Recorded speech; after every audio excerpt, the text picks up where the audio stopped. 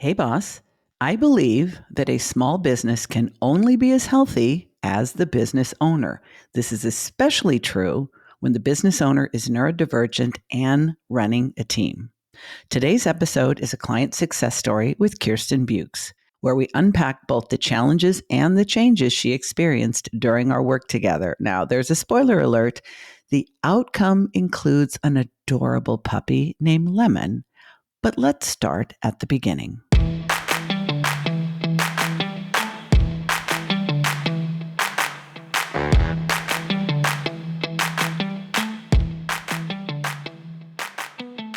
So, before we start digging into the details of the 6 months that you and I spent working together, I want to set the frame for the listeners by saying Kirsten is the business owner of an occupational therapy practice in South Africa. She has a team, and a lot of what we're going to talk about today is being a female business owner with ADHD who's also the boss of herself and the boss of several other people. Wouldn't you say that was probably the bulk of our work together? Absolutely. So let's talk about where you were when we first started.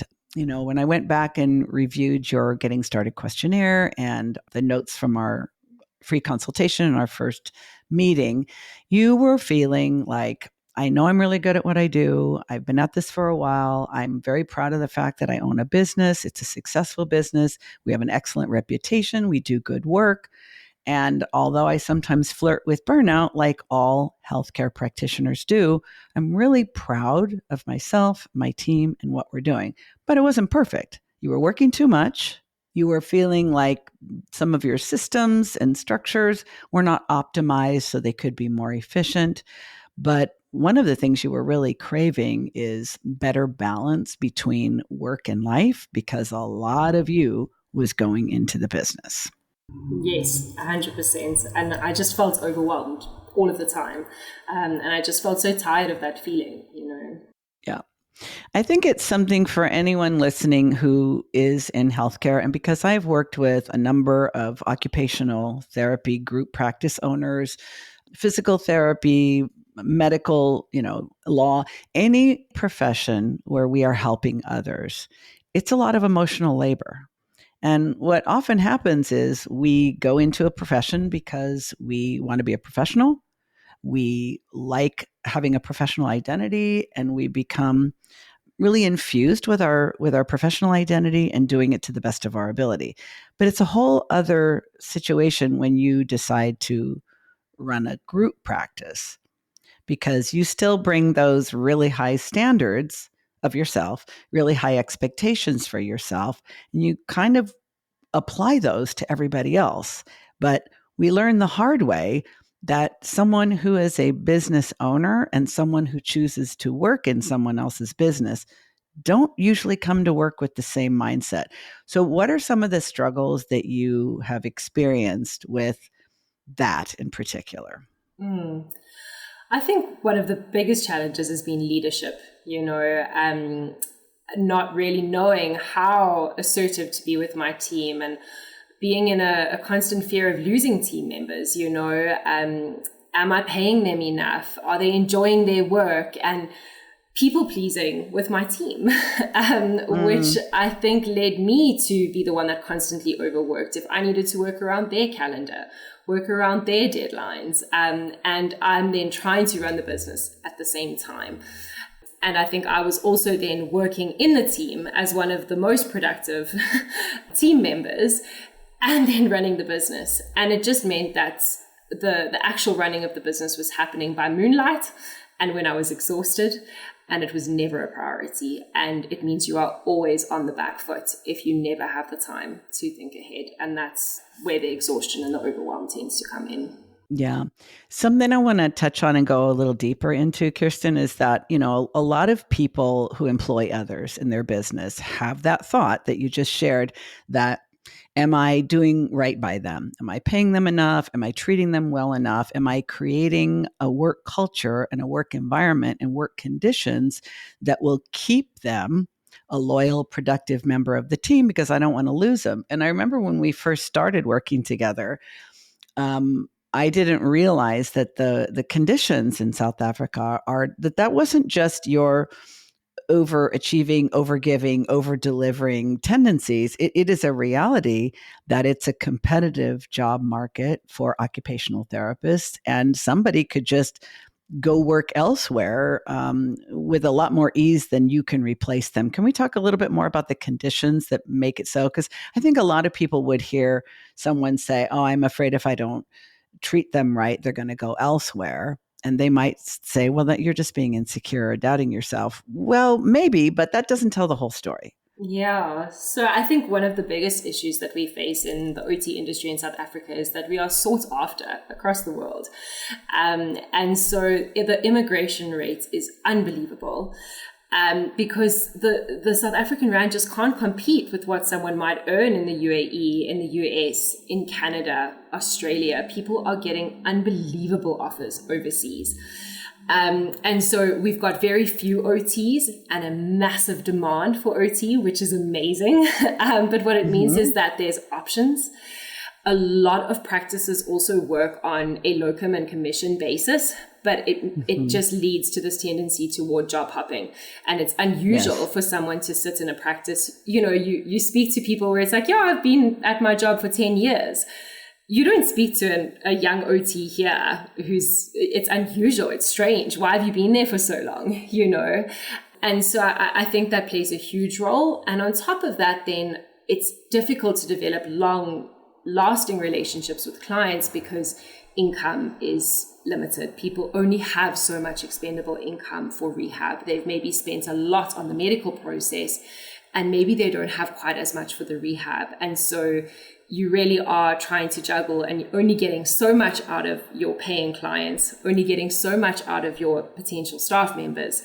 And it does make sustainability very challenging. What do you also think you brought to the mix?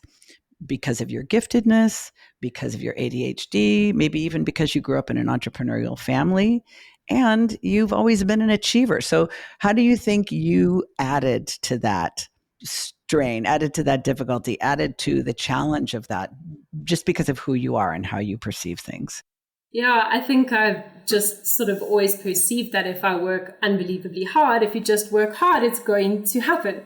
And so I had this perspective of, but just keep on working, it's going to happen. And I think I also then honestly set a fairly bad example to my team. Always behind on admin, always on the back foot, not taking care of myself, not prioritizing sleep. How must they manage themselves if I can't manage myself? And that is still something I'm definitely working on. But I think I've just had this perspective of, work hard, keep on working. I'll show you how to work hard. Now you work hard too. And I don't necessarily think that was the most, I suppose work smart, not hard. That I was just working hard. It wasn't strategic and it wasn't serving my team or me or my clients, because then you're not following through on certain things. You're behind on admin. Accuracy goes out the window. Communication isn't as effective. And so, I think there needed to be big strategic changes that needed to happen to be more effective for all of us. I think that was probably one of the most transformational things during our time together is really, really recognizing that no matter how much you might inspire people, inspiration, an example, doesn't necessarily translate to motivating them to work better or faster or differently. Let's talk about that a little bit more, because I think that was a tough part of the work together. And I think you're very idealistic, as am I. We realize we have a lot of traits in common, and that was something I had to learn too, as a manager, as a leader, as somebody who is doing the same work as everyone else and kind of thinking, well, just lead by example, and they're going to rise to the occasion. And when they didn't, I got frustrated. I doubled down. I tried to be more inspiring, more motivating. It still didn't work. Then I got angry. Yeah. Let's talk about your experience. And I think just before I get into that, what adds to the kind of nurturing nature is that I am also working in a specialist field of OT. OT. And so there's nobody that I employ in my practice who just knows how to do vocational OT, return to work OT. And so I also assume the role of teacher when they join me. And that also comes then with that nurturing. It's okay to mess up. I also learned this the hard way. Why don't we try this, And so I really think I did just adopt this nurturing role. And I'll never forget, it was that day that I missed our session. I got the time wrong, and you very, very kindly accommodated me despite me being in a complete panic about it. And I'll never forget that we kind of settled, we got into the session, and you said to me, so you think if you just keep on working hard and setting that example, that they're going to learn to do the same? And I'm like, yes. And I could never remember, you were like, well, that can't happen. I can't remember what exactly your wording was, but it was such a harsh sentence. And I remember just took my breath away for a moment. But that was my whole strategy, Diann. What are you saying? Now what am I going to do? But I think that it was so valuable. And I always come back to what you say about, we kind of, any manager or boss is going to mirror somebody else's authority. Well, not necessarily their authority issues, but their natural relationship dynamics. Yeah. Did you want to jump in there? Oh yeah. See, look how you're such a good listener. You see the thought forming in my mind and trying to come out my lips. It's realizing that, you were setting an example and you thought that would be enough. But I think it's largely because you didn't fully until that time appreciate that the mindset of someone in your profession who starts a business is very different from someone who comes to work for that person. It's not a matter of they're going to grow into that if you just model it for them, if you just inspire them and motivate them and show them it's possible. Because if they had that mindset, they would have a business instead of work for you. And that maybe people aren't going to care as much about quality as me, in that exact same session. That's where I had that realization, I've just been like, but we're professionals.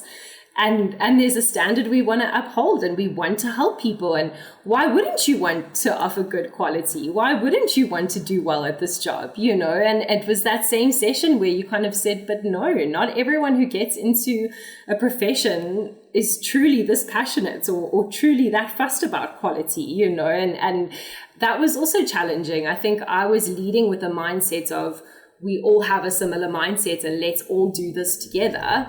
And there's now been a shift to actually, I need to understand myself, and I need to understand these individuals, and I need to understand the goal of this business and try and connect those.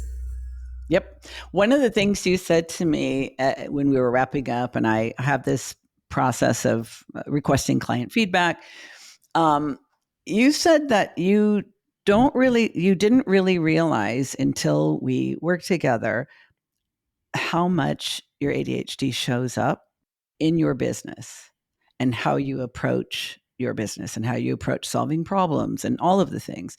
And one of the things you're speaking to right now, Kirsten, is that I think we tend to gravitate towards roles that allow us to leverage our passion and our purpose. In fact, I think it's an absolute requirement. If we are going to do something and we're going to do it well, especially when it involves emotional labor, we have to feel really passionate about it. And we have to believe this is my purpose in the world. And it's hard and it's demanding. And I wish I had more free time and made more money and people are a pain in the butt. But I really feel I'm fulfilling my purpose in the world. And I'm using my gifts in service to others, which is very, very satisfying to me. When we have that, we just assume, doesn't everybody?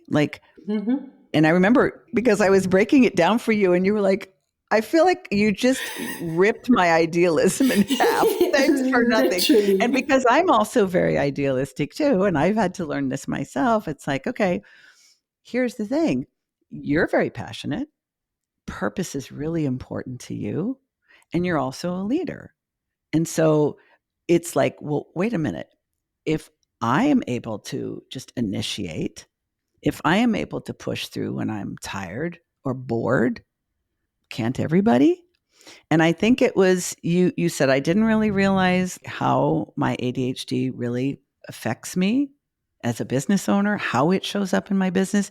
And I think you also hadn't really, you knew you were smart, but you weren't really recognizing that you're actually gifted. And the combination of giftedness and ADHD, especially as a leader, we double down, triple down, quadruple down, and continue to beat our heads against the wall, thinking if I just do my best and everyone else sees what my best looks like, they're going to want to be doing the same thing and doing their best. No. And it was almost like almost like a grief and loss. I had to go through the 5 stages of grief and loss because you're like, but wait, like, then how do you get people to honor their like, why didn't they just get a job? You have to get so much education to be an OT. It's very demanding work. Why do this if you don't strive to be your best? And I think you had to go through a period of disillusionment. Absolutely. You rained on my parade so many times. I remember the one time You're like, and I'm paying for this?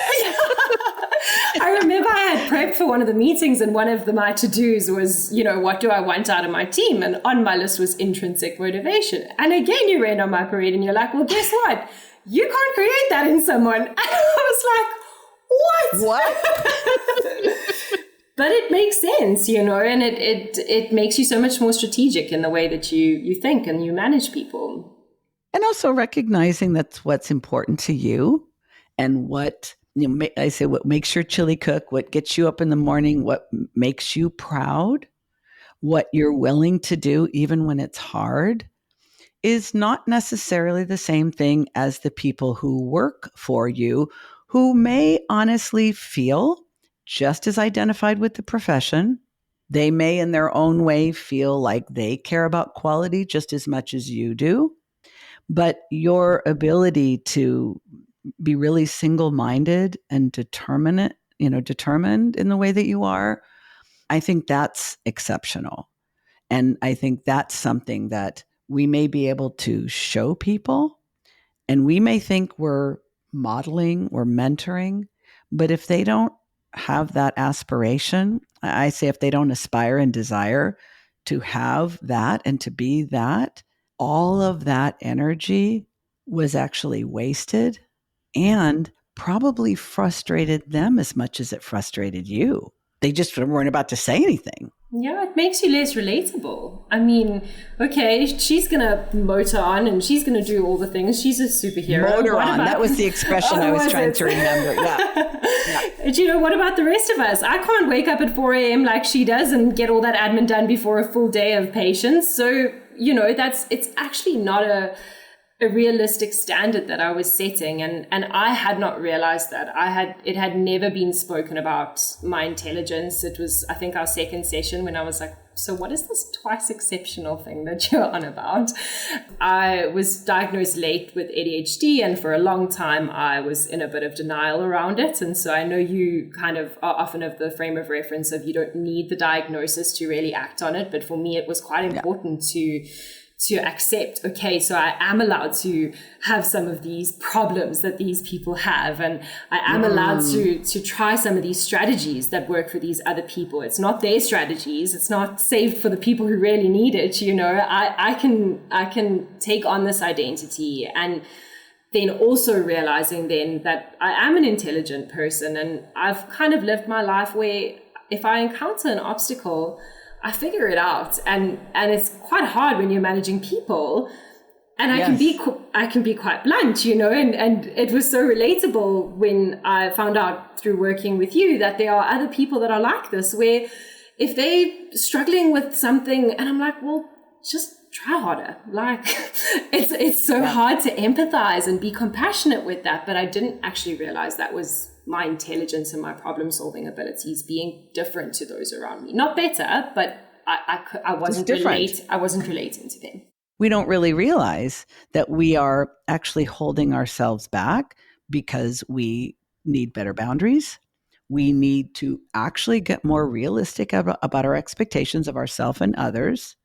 We need to recognize when we should actually be doing less, when the way you and I are wired, more is always better. Like if a Yeah. little is good, then more is better, right? And you're like, well, actually, when you're doing so much, what that signals to the people around you is the opposite of what you want them to see.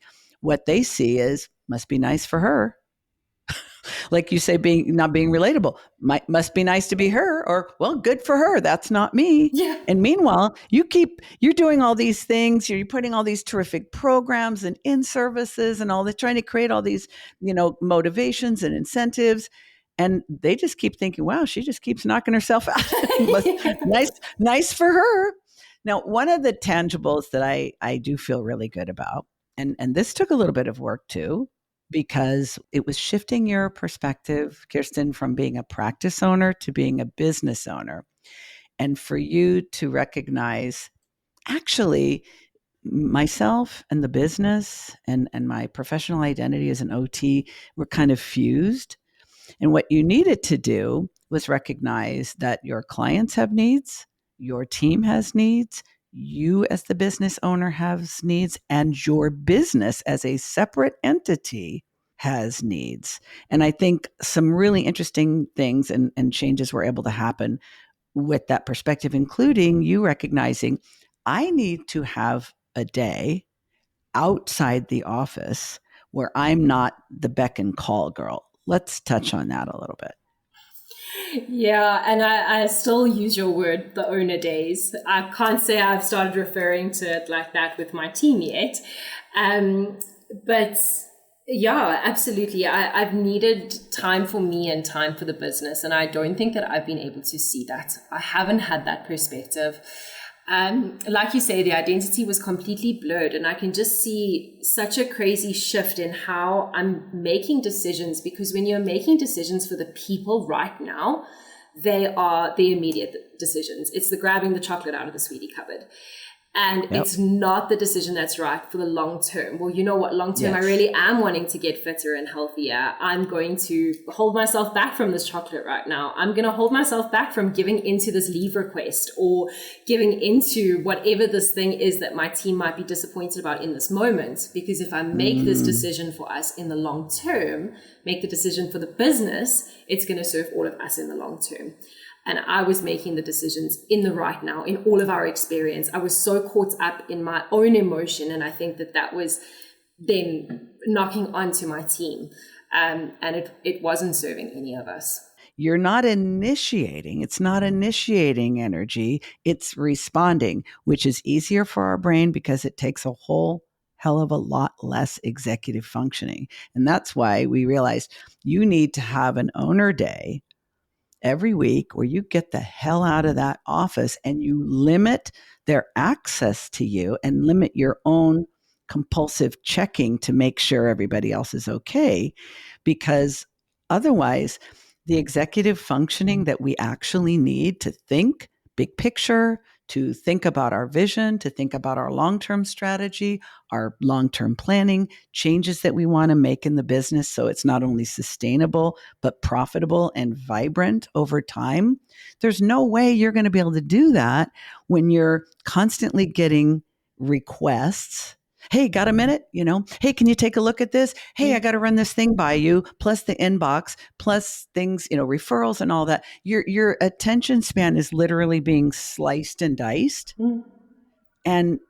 But it's so easy to give into because we get a little squirt of dopamine every time we solve someone else's problem. Every time we pay attention to someone else's priority, it's less effortful for us and it feels good. Mm. Like it feels good because we're helpers. That's why we went into the fields that we went into. We like to help people.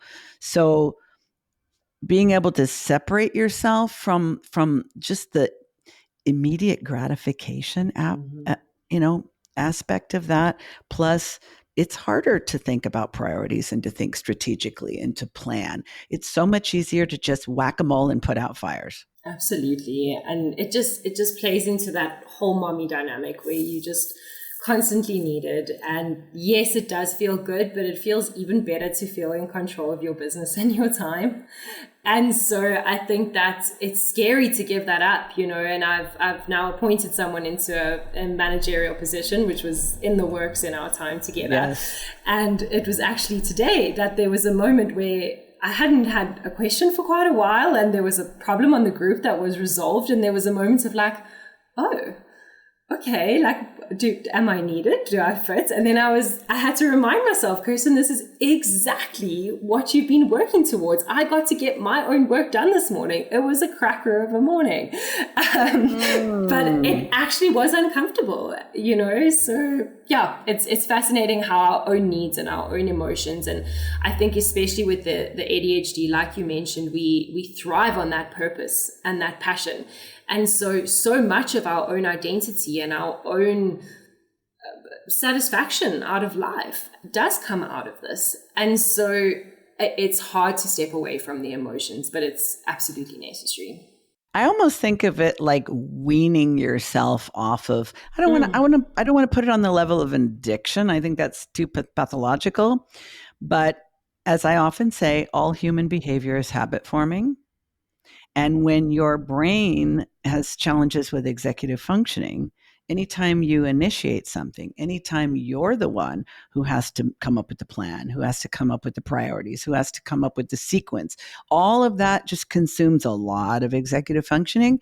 So without realizing it, we just kind of unconsciously say, well, I just need to take care of a few things. I just need to answer a few emails. I just need to check in with the team and make sure everybody's good. And then I'm going to go focus on the bigger picture stuff. You're going to focus on the big picture stuff with what energy? Exactly. What energy are you going to have left after you do? And it's so, because it feels so rewarding in the moment, and we do get that dopamine, and we're feeling purposeful, and we're feeling important, and we're feeling necessary. You're feeling needed, all of which is very gratifying. Nothing abnormal, nothing pathological about that. But then when we put our own priority work last, we're attempting to do it not only with our already diminished executive functioning, but now we have diminished energy, because even doing things for others and getting the dopamine and getting the satisfaction, you're still getting depleted at the same time. Absolutely. And you're setting a bad example. It's not good leadership. I think there's that sense of importance and sense of authority that comes with coming in and fixing it for you. And, in the short term, that feels like, well, maybe this will get me the respect I need to lead a successful team. But the reality is it doesn't. Being in control, being able to delegate, being strategic with your time, not always being on the back foot. Those are the things that are actually going to gain you respect. Long-term respect from your team. But it's hard to see that at the time. It was one of the first things you wrote in your Getting Started questionnaire, which sets the frame for my work with a client. What are the most important goals? What are the most important achievements? What do you want to walk away from this 6 months together with? And one of your top priorities was, I want more control of my time. So we've been talking about a lot of ways that you have created that and recognized the need for it, even though I had to come in like a wrecking ball and destroy many of your cherished fantasies and idealistic beliefs. What are some other examples about how this has continued to play out for you? Because it's typical. A lot of people think, oh, I'm only going to make these changes while we're in the work. In my experience, and why I usually wait several months after the engagement to have one of these interviews, is because almost without exception, the work continues after we're officially done, because you've learned the things that you need to do, the things you need to change, the different ways you need to think, the things you need to pull yourself back from, and how to make that happen. So what are some of the ways that you have continued to shape the business to better serve your long-term goals after we finished working together? Sure, Diann, how much time do you have? We've got about 5 more minutes. No, I must say, I could never have expected the process to have been as transformational as what it was. I don't think it's really measurable, or that there's really a list of bullet points I could go through with you. It is every decision that I make, I am making for the business. I am no longer the business. We are now making decisions for a business. And the way that I think about hiring, the way I think about retention, the way I think about teaching, the way I think about being needed, the way I think about delegation and investing in maybe administrative resources or, financial support resources or coaching resources, those things we invest into the business and then we all benefit in the long term. So I suppose to be specific, I could say yes, hiring someone in a managerial role, delegating more, solving less problems for my team, being drastically more specific about what I expect from my team and who I'm going to hire and what I expect from them at the hiring point. Yeah, I think those are the specifics, but I really, like I say, it's so hard because it's just been a complete shift in my mindset and in such a freeing and exciting way. There was always this fear of getting stuck in the mundane of the business. It did feel like a lot of my days were similar, and this is different. Allows me to tap into the creative and the aspirational and the idealistic. I had never realized how idealistic I was until we worked together, and you were like, yeah, but that's kind of a dreamland. And I just thought we all lived there. And so it's an entire mindset shift. I cannot speak highly enough of the process and what it's done for me. I think it was really helpful that we met every other week, which has now become my norm. I used to work with people every week, and I think you were one of the first clients that we talked about meeting every other week because you are so busy. But I think it was also necessary for you, not only because of your busy schedule, but to actually have time to really, really process some of the things I was challenging you with. Absolutely. Some of the new ways of thinking and feeling and working, and giving you time to really observe your patterns and say, oh shit, she's actually right. And what do I want to do about this? And so I think it's now become my standard that I meet with people every other week because I really realize most of us really do need to kind of process things and noodle them. And sometimes we need to bounce back and forth and verbally process on Voxer, and we need to create experiments in our business. But I think one of the things that I've also know that you recently adopted a puppy. And I'm pretty sure because you're a person who's single, you don't have kids, you don't intend to have kids. I've been pretty sure, this may be an assumption on my part, that you wouldn't have felt that you could have a puppy with as much as you were working before. So I also see this as like a declaration of staking a claim on the freedom and the time flexibility that you wanted so that the other parts of your life can be just as robust as your business. Absolutely, Diann. I mean, it's the dream for me. I adore animals, and Lemon is going to be trained as a therapy dog, as a service dog in my practice. And I think that that's also just, it's bringing me back to the dream, why I got into this. I like to help people. I like to share with people. I want to share Lemon with people. And for me to be able to say, hey, this is a priority. I'm not waking up at 5 a.m. to get my admin done. I'm waking up at 5 a.m. so I can get ready so we can go to the park. And for us for me to commit the amounts of time that I have to her, I really have committed a lot of time to teaching her, and it's been so exciting. And yeah, like you say, a reflection of the transformation in the process. There is one other thing as well that I was just thinking while you were talking, is I do also think with the time span that we had, it also gave me time to learn more, to thrive on some of the resources that you sent me, and that it excites me, the learning. And it also made it not just a me problem. It got me out of the me, because I actually learned that a lot of the issues, like you had said to me, I've worked with other OT practitioners, and I was like, okay, yeah, but she hasn't worked with me. But they're not me. Yeah, exactly. Like, who's to say that the problems they're experiencing are the same? And so much of that extra material that I went through was like, okay, but there are other people out there like me. The experiences I am having I'm not alone, and that there are solutions to this. And so I think it also made it bigger world and a bigger problem than just me and, oh my gosh, this is so hard and I'm so tired. I think that, and I think the distance between us probably also contributed to that.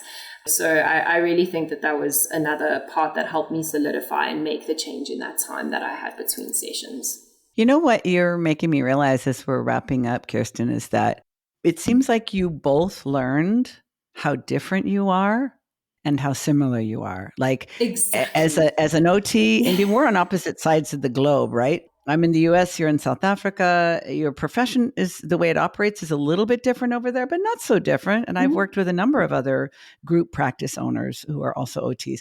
I just think there's something about being socially conditioned as a female, being a person who derives a lot of satisfaction from helping others and solving problems, being a person who's ambitious and driven and independent and you're much younger than many of my clients, and you knew that you wanted to have a business right away. Most people kind of come to that later after they get more seasoned. So I just think that you learned and came to really accept and embrace and really work with the ways that you're different, your twice exceptionality, and the ways that, no, it's not just me. I'm not just an outlier. I'm not just a weirdo. This is part of my profession. It's part of being a helping professional. It's part of being a group practice owner. And I think that helps you make decisions that really feel concrete and not like, well, let's just see what happens, like let's just wing it, It really helps you think more strategically and know what's possible and what isn't. And accept yourself. There's so much rejection and being different and so much that comes with the neurodivergence. And I think just the acceptance and embracing, this is who I am. I know that. And yeah, it's an exciting place to be. Hey, it's Diann with a quick announcement. I'm going to be at the Neurodivergent 2025 conference in Austin, Texas, March 27th through 29th. And while I'm there, I'll be hosting a meetup for entrepreneurs and small business owners. If you're going to the conference, I would absolutely love to meet you there. So I've dropped a couple links in the show notes to make it easy to let me know.